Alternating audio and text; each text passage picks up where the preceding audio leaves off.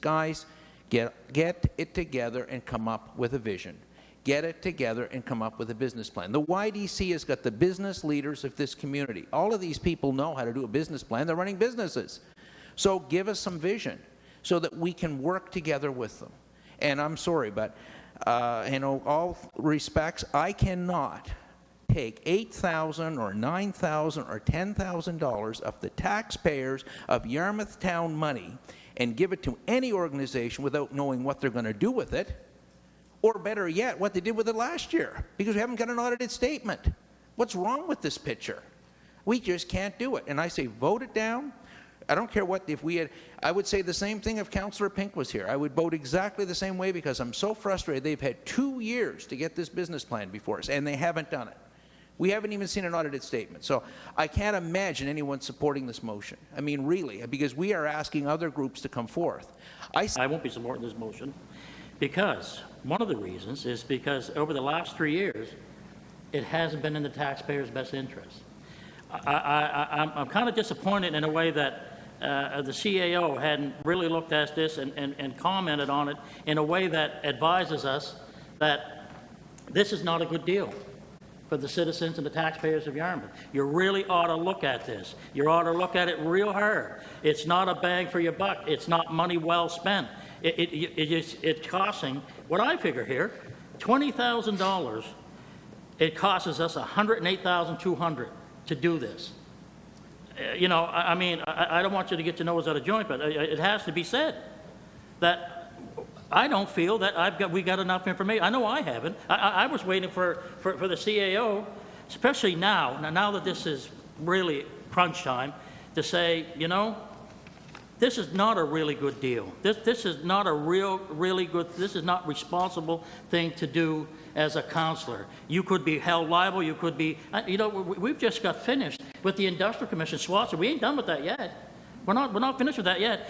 We're going to set this in next year's election year. When this rolls around, whoever's sitting around this table and they happen to, this comes before them again, which I hope it doesn't, will come before them and say, my God, you know, when they done that survey and they done that audit on those people, there were a lot of stupid people sitting around making these decisions.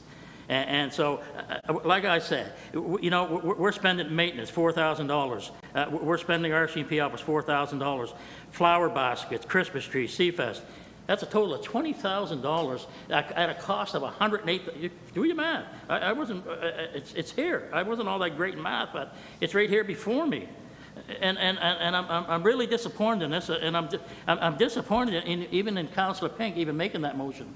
He wanted $8,000 to give to an organization when any other organization comes here. Councillor Deers would be the first one saying, we have to see your plan. We have to see a business plan. We have to see this. We have to see that. We just can't keep giving money. We can't keep doing that.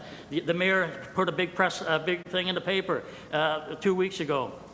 We have to look in-house. Well, you know something? You can't look any farther than this. Thank you, Councillor. Deputy Mayor. Thank you. Thank you, Your Worship. First thing I'd like to say is we just have a new representative on the YDC, which is Councillor Deers, and I think we should give her a chance to come back with some information. I really do. Second of all is you're talking about fair. Well, all the YDC has to do tomorrow is say, okay, you're not going to give us funding. We want our parking lots back. We don't want anybody to park in our parking lots. Now, what are we going to do then? You talk about fair. They feel that they're not wanted on council. They're not part of our town. Well, they pay a third of our commercial tax base. You know, I don't know where the thinking's going. A lot of the money from the YDC, when I was sitting on it and bringing it back as a member of council, bringing information back, they spent a lot of money on the waterfront. A lot of the beautification down there and a lot on Bob Killam's Wharf, a lot of it came from the YDC. And you say $20,000, it's only $20,000, $15,000 cost just for plowing in the wintertime and salting. And I know that they do it because I'm up early and I see it. All I can say is, you want to be fair, I can tell you right now, defeat this and you'll see what fair is all about. You think you got problems now. Thank you. I think we, So let me get this straight. They don't feel they're they don't feel they're part of the community, yet they're coming to this community looking for money. I just want to see a business plan and an audited statement before I commit any of the public funds. Okay, thank you, thank you. One last, Councillor Dares. Thank you, And then Worship. we'll do the CAO, and then we'll do the vote. Thank you, Worship. I understand how Councillor Mackenzie feels about being on the outside of this motion, of this support for this motion, given that he made a comment that it was often 3 against 4. I've been one of 2 against 5, so I totally understand where he's coming from on that. It's unfortunate, but that's what we're here for, is to take a position, represent the people the best way we can, and vote with our conscience. The non-refundable advance, the amount is not mentioned, but it's implied to be status quo. I mean, the same as last year. I don't think it's a huge leap to get to that. For Councillor Langell wants to know about the business plan. Have we written and asked them for that? Or are we just kind of... I don't remember that. But in any case, it's not a huge obstacle, and I agree. We need to see something from them, some goals and objectives for their future, and I would want to see that as well. I'm looking at the budget here that they presented to us, and in it there's $3,500 for an annual audit review, so I know they've got audited statements. They must have if they're spending that kind of money, so it shouldn't be too difficult to get those for you, Councillor. But there are things in here that if there was no YDC, we'd be paying for it. We would...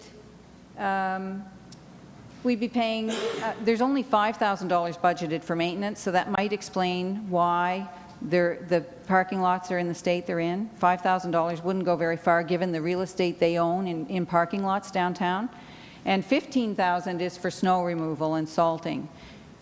The baskets, the wreaths, I think they do the fish feast, although I would yield to my other colleagues to comment on that if I'm wrong.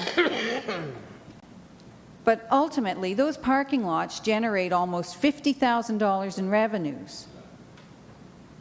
So really, they own the parking lots, the taxpayers pull in $50,000 in revenue, so really, all they're asking for, we get to keep the revenue from the parking lots, and maybe we could increase it and make a little more money on the parking lots.